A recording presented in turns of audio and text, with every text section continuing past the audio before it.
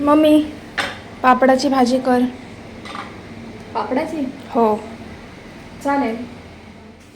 लेकीला पापडाची भाजी खायची आहे. चला पटकन तयारी करूया.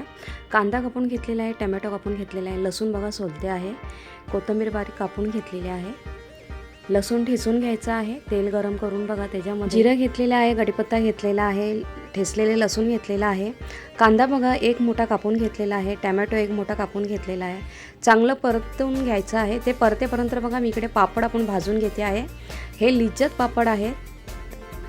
पापड भाजून बघा थंड झाल्यावर त्याचा चुरा करून घ्यायचा आहे.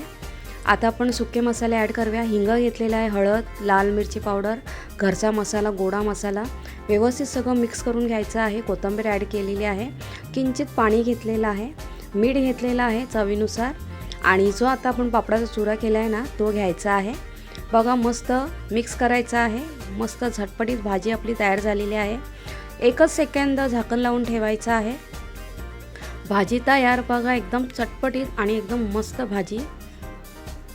तर कशी वाटली करून बघा आणि मस्त अशी गरमागरम सर्व केलेली आहे. जरा आता मी लेकीला देते भाजी.